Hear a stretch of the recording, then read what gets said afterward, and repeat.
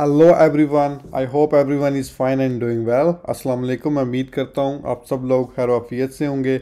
आज मैं आपको बताऊँगा यूनिवर्सिटी ऑफ बोलोग्ना। ठीक है, ये यूनिवर्सिटी इटली में वाक़ है। ठीक है, और इस यूनिवर्सिटी में एडमिशन साल में 3-4 दफ़ा ओपन होते हैं। ठीक है, मास्टर्स में और पीएचडी में। ठीक है, उसके बारे में आपको एडमिशन के बारे में बताऊँगा, आपको डॉक्यूमेंट्स क्या क्या रिक्वायर हैं, वीज़ा प्रोसेस क्या है, और सारा इसमें आ जाएगा। स्पेशली डॉक्यूमेंट्स पे मैं फोकस करूँगा। ठीक है, तो सबसे पहले मैंने ये गूगल पे जाके लिखा है यूनिवर्सिटी ऑफ बोलोग्ना एडमिशन 2023। उसके बाद मैंने लिंक ओपन किया। ठीक है, उसके बाद सबसे पहले तो बताऊंगा इस यूनिवर्सिटी में स्कॉलरशिप्स कौन कौन सी अवेलेबल हैं। तो इस यूनिवर्सिटी में काफ़ी स्कॉलरशिप्स अवेलेबल हैं। जैसे एरास्मस है। ठीक है, ये साल में 8 दफ़ा ओपन होती है। ठीक है, लाइक डिफरेंट सेशंस में होती है, लाइक जनवरी में और लास्ट नवंबर दिसंबर में। तो एरास्मस के डिफरेंट प्रोग्राम होते हैं, तो उसके मुताबिक ये स्कॉलरशिप्स ओपन होती है और ये चेंज होती रहती है। ठीक है, उसके बाद इंटरनेशनल मोबिलिटी ग्रांट्स हैं। ठीक है, डिफरेंट किस्म की ग्रांट्स हैं जो स्कॉलरशिप यूनिवर्सिटी ऑफ बोलोग्ना लेती है। ठीक है, और अपने कैंडिडेट्स को देती है। उसके बाद पोलो स्कॉलरशिप है। ये वाली स्कॉलरशिप भी आप देख सकते हैं। उसके बाद यूरोपियन यूनियन की स्कॉलरशिप्स है, जो बेसिकली यूरोपियन कंट्रीज़ के लिए होती है। ठीक है, उनको देते हैं।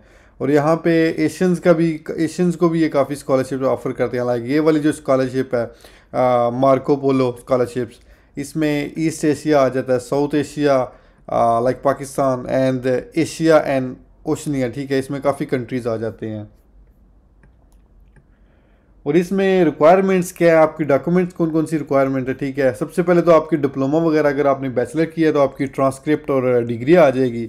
अगर तो आपने बैचलर किया हुआ है, सॉरी मास्टर किया हुआ है, तो उसमें भी आपकी डिग्री ट्रांसक्रिप्ट चाहिए होगी। ठीक है, उसके बाद आपकी प्रूफ ऑफ इंग्लिश। इस यूनिवर्सिटी में आपके प्रोग्राम्स पे डिपेंड करता है उस प्रोग्राम में इंग्लिश की क्या रिक्वायरमेंट है। ठीक है, मैक्सिमम ये इटाली की ये यूनिवर्सिटी खासतौर पे B2 लेवल मांगती है इंग्लिश का ना। वो भी मैं आपको नेक्स्ट बताता हूँ इसमें B2 लेवल क्या है। ठीक है, लाइक कुछ डिपार्टमेंट मैंने देखा है उसमें आपको इंग्लिश प्रोफिशिएंसी लेटर पे भी काम चल जाता है, पर वो डिपेंड करता है आपको प्रोग्राम किस प्रोग्राम पे अप्लाई कर रहे हैं। ठीक है, वो जब आपने अप्लाई करना है उस प्रोग्राम की, आपने जाके रिक्वायरमेंट चेक करनी है सबसे पहले। और स्कूल का मिनिमम स्कोर होगा, हाई स्कूल का, वो भी उसमें मेंशन होगा उस प्रोग्राम के एंड पे। ठीक है, और आपने ऑनलाइन एप्लीकेशन फॉर्म फिल करना है। तो इस यूनिवर्सिटी में आपको एप्लीकेशन फ़ीस पे करनी पड़ेगी। बाकी यूनिवर्सिटी में आपने जितनी वीडियो बनाई है उन पर मैं नहीं है एप्लीकेशन फ़ीस। इस यूनिवर्सिटी में आपको €50 एप्लीकेशन फ़ीस पे करनी पड़ेगी। उसके बाद ही आपकी एप्लीकेशन प्रोसीड होगी फर्दर। ठीक है, तो बेसिकली इस यूनिवर्सिटी में अप्लाई करने का सबसे पहले तो आपने एडमिशन रिक्वायरमेंट, जो बता रहा हूँ आपको, एडमिशन रिक्वायरमेंट चेक करनी पड़ेगी। ठीक है, इस यूनिवर्सिटी में आपको आइट्स चाहिए, टोफल चाहिए, GRE चाहिए, या इसमें और अदर डॉक्यूमेंट्स रिक्वायर हैं कि नहीं चाहिए। ठीक है, उसके बाद आपने अपने डॉक्यूमेंट्स प्रिपेयर करने हैं और ऑनलाइन आपने जस्ट अप्लाई कर देना। ठीक है, और इस यूनिवर्सिटी में मैक्सिमम चांस होते हैं वो आपको स्कॉलरशिप अप्लाई किए बगैर आपको compete करते हैं। आप मतलब फुल स्कॉलरशिप के हैं एलिजिबल के नहीं। ठीक है, अगर तो हैं तो वो कर देते हैं आपको। इनके पास फुल स्कॉलरशिप भी होती है और पार्शियल भी। और इसमें 15 सीट्स नॉन यूरोपियन के लिए होती हैं और 15 उनने यूरोपियन के लिए रखी हुई हैं। ठीक है, एक डिपार्टमेंट का आपको बताऊंगा। ठीक है, इससे ज़्यादा भी होती हैं, ये डिपेंड करता है डिपार्टमेंट टू डिपार्टमेंट। ठीक है, ये मैं एक डिपार्टमेंट का बता रहा हूँ। लाइक इस डिपार्टमेंट का मैंने ओपन की थी, तो इसमें ना उन्होंने ओनली 15 सीट्स लिखा हुआ है। लाइक 15 नॉन यूरोपियन के लिए और 15 यूरोपियन के लिए, सॉरी। एंड और ये डिपार्टमेंट है like innovation and organisation of culture and arts. So every department में आपको 10 से 15 सीटें मिल सकती हैं नॉन यूरोपियन के लिए। तो अभी हम आ जाएंगे इसकी लाइक रिक्वायरमेंट क्या है। ठीक है, और कब ये ओपन होते हैं। ठीक है, अब लाइक ये 2023 से 24 के दरमियान ये एडमिशन ओपन हुए थे, जिसमें आपके पास ऑटोमेशन आ गई है। ठीक है, इलेक्ट्रिकल इंजीनियरिंग है, इलेक्ट्रॉनिक्स है, टेलीकम्युनिकेशन है, सिविल इसमें आ गई है। ठीक है, और इसमें काफ़ी सस्टेनेबल टेक्नोलॉजी है। तो ये इसमें मेजर्स अवेलेबल थे जो इस साल ओपन हुए थे एडमिशन। ठीक है, तो इसमें इनटेक होते हैं 4। ठीक है, इनटेक 1 है, इनटेक 2 है, इनटेक 3 है और इनटेक 4 है। जो फर्स्ट इनटेक ओपन होता है वो नवंबर 29 को होता है। लाइक इस साल वो नवंबर 20 9/2023 को ये फर्स्ट इनटेक ओपन होगा, ठीक है। जो सेकंड इनटेक है वो जनवरी 18 को ओपन होगा। जो थर्ड इनटेक है वो मार्च में ओपन होता है, और जो फोर्थ और एंडिंग होता है वो अप्रैल में होता है। तो अभी फ़िलहाल इस यूनिवर्सिटी में एडमिशन क्लोज है, तो नवंबर तक आपको इतना इनफ टाइम है, आप डॉक्यूमेंट्स को प्रिपेयर कर सकते हैं।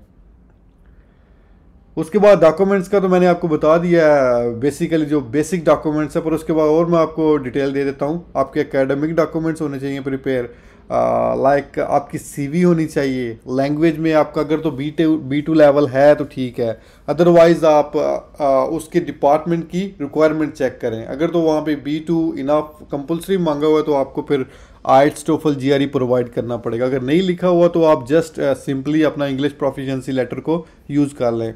और मैं आपको बताता हूँ यहाँ पे उन्होंने बाकायदा लिखा भी हुआ है हमें कौन कौन से चाहिए, ठीक है। ये लाइक फाइल मैंने इसी वेबसाइट से डाउनलोड की है, तो इसमें उन्होंने अपने लेवल लिखे हुए हैं, लाइक इंग्लिश प्रोफिशिएंसी में क्या क्या चाहिए, ठीक है। लाइक जो B2 लेवल होता है यूरोप में जो चल रहा है वो 5.5, 6.0 और 6.5, इसको B2 लेवल कहते हैं, ठीक है। और इन्होंने डिफरेंट रिक्वायरमेंट्स रखी हुई हैं, ठीक है। अगर तो आपके हाई बैंड्स हैं तो वो C2 में आ जाएगा, ठीक है। तो इन्होंने मिनिमम B2 मांगा हुआ है कुछ प्रोग्राम्स पे, पर कुछ पे उन्होंने इंग्लिश प्रोफिशिएंसी भी मांगा हुआ है। तो ये सारे इसी के टेस्ट हैं। अगर आपके पास आर्ट्स नहीं है, आप किसी हाई मतलब बिजनेस स्कूल से पढ़े हुए हैं, यूरोप या ऑस्ट्रेलिया, कनाडा, अमेरिका वगैरह से आपने मास्टर किया हुआ है या बैचलर किया हुआ है, तो वो वहाँ पे आपको इंग्लिश आइट्स वगैरह प्रोवाइड करने की ज़रूरत नहीं पड़ेगी। लाइक अगर किसी ने यूके से डिग्री ली हुई है उससे ज़रूरत नहीं पड़ेगी आइट्स की इस यूनिवर्सिटी में अप्लाई करने के लिए। तो ये बेसिकली इनकी सारी ये रिक्वायरमेंट्स है जितनी भी है ना इंग्लिश प्रोफिशिएंसी के लिए, ठीक है। तो इसमें लैंग्वेज हो गया, डॉक्यूमेंट्स वगैरह हो गया। अगर तो इसमें यूनिवर्सिटी में एक और भी रिक्वायरमेंट्स है, आपको वो क्या इकोनॉमिक फाइनेंस के तौर पे आपको सबमिट करवाना पड़ेगा, ये वाला लेटर है जो, ठीक है। अगर आपने मतलब आपको फुल स्कॉलरशिप ऑफर करते हैं या हाफ करते हैं, ठीक है, उसमें आपको ये डॉक्यूमेंट्स, ट्यूशन फीस, एग्जाम्पशन का डॉक्यूमेंट्स उसे आपको सबमिट करवाना पड़ेगा। लाइक आपकी फैमिली इनकम क्या है, ठीक है, इसमें सब कुछ मेंशन किया हुआ। आपको ये फॉर्म फिल करना पड़ेगा, उसमें सारी डिटेल इंटर करके करना पड़ेगा। अगर तो आप मतलब फैमिली की इनकम नहीं शो करना चाह रहे तो आपको कम अज़ कम आपके पास 9,000 यूरो होने चाहिए, ठीक है, या उससे ज़्यादा, ठीक है। और ये इस सूरत में हो सकता है अगर आप कंट्री से बाहर रह रहे हो, मतलब अपनी फैमिली के सपोर्ट के बगैर अकोमोडेशन आपके पास अपनी हो, ठीक है, उसमें ये लिख सकते हैं, ठीक है। तो उसकी रिक्वायरमेंट्स में लिखी हुई है, उन्होंने सारा कोई इसको इटालियन में ट्रांसलेट करें और उसे नोटराइज कराएं, ठीक है, ये डॉक्यूमेंट्स है। और बाकी इसमें वो सारा कुछ लिखा, आपने ये चीज़ें इस पर मेंशन करनी है, ठीक है। तो आप गूगल से या कहीं से भी आप डाउनलोड गूगल से कर सकते हैं, उसका बेसिक फॉर्मेट क्या है, ठीक है, वो फॉर्मेट आपको मिल जाएगा। लाइक इस वेबसाइट से भी आपको मिल जाएगा।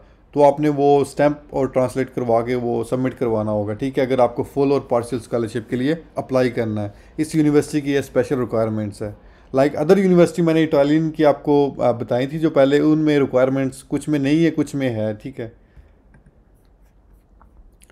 तो सबसे पहले तो आपकी लैंग्वेज रिक्वायरमेंट आपको बता दी है मैंने, ठीक है। उसके बाद आपके पर्सनल नॉलेज और स्किल्स को देख के आपने डिपार्टमेंट के मुताबिक आपने अप्लाई करना है, ठीक है। उसके मुताबिक अगर आपकी रिक्वायरमेंट्स पूरी हो रही हैं तो उसके बाद आपने इस यूनिवर्सिटी के लिंक पे अप्लाई कर देना है विद ऑल डॉक्यूमेंट्स। लाइक आपकी सीवी है, उसमें आपका पासपोर्ट भी आ जाएगा, आपकी डिग्रीज आ जाएंगी, ट्रांसक्रिप्ट्स आ जाएंगी, ठीक है, इंग्लिश प्रोफिशिएंसी आ जाएगा, प्रपोजल भी इसमें आ जाएगा मास्टर पीएचडी के लिए, ठीक है। प्रपोजल तो मोस्ट इंपॉर्टेंट है ना। तो इटली में ये है कुछ बाज़ दफ़ा आप अगर मास्टर पीएचडी में अप्लाई कर रहे हैं तो आपको ना एक्सेप्टेंस की ज़रूरत नहीं होती। पीएचडी के लिए बाज़ दफ़ा होती है क्योंकि इनके पास डिफरेंट पीएचडी की पोजीशन है, वही मैं आपको बताता हूँ। कुछ रिसर्च की है और कुछ आप डायरेक्ट अप्लाई कर सकते हैं, ठीक है। उसके बाद ये एडमिशन है और इनरोलमेंट होती है। अगर आपको एक्सेप्टेंस लेटर मिल जाए फिर आपने इनरोल होना है, ठीक है। उसके बाद आपका स्पेशल इनरोलमेंट के बाद आपने प्री इनरोलमेंट के बाद आपने इनरोलमेंट करनी है, ठीक है। उसके बाद वीज़ा प्रोसेस है, तो उस तक पहुंचने के लिए आपको थोड़ा डॉक्यूमेंट्स वगैरह प्रिपेयर करने पड़ेंगे, ठीक है।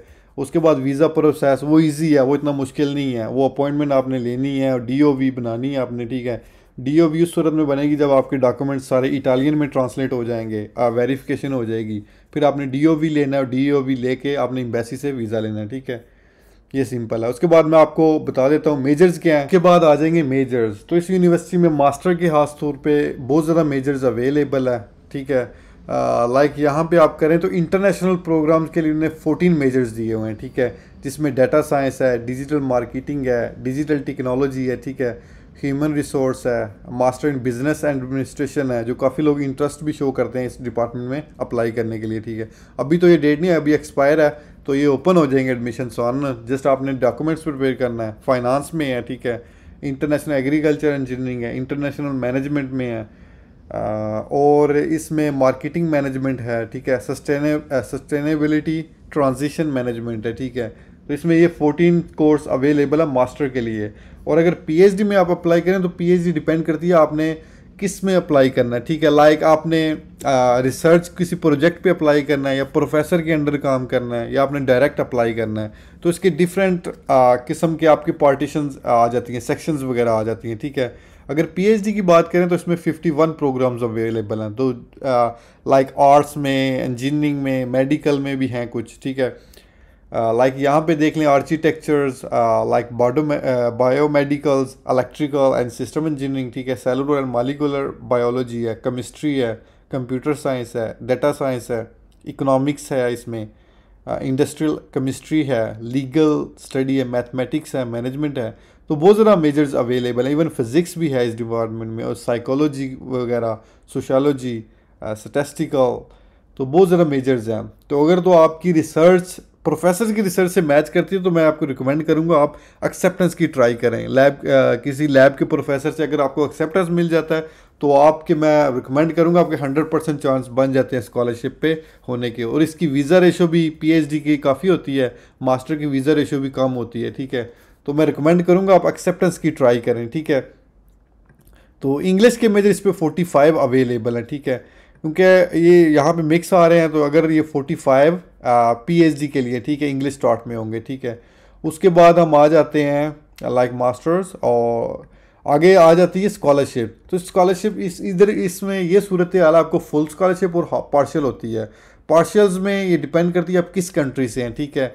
इसमें डिफरेंट कंट्री आ जाएंगे, वही मैं आपको बता देता हूँ। फर्स्ट जो है इसमें पुअर एंड डेवलपिंग कंट्री है, ठीक है। और पुअर एंड डेवलपिंग कंट्री में ये कंट्री सारे आ जाते हैं, ठीक है, जिसमें एथोपिया वगैरह, लाओस वगैरह, माली, नॉर्थ कोरिया आ जाता है, ठीक है, युगांडा हो गया, जम्बिया हो गया, ये काफ़ी अफ्रीकन कंट्रीज़ में इंक्लूड होते हैं ज़्यादातर पुअर कंट्रीज़ में, ठीक है।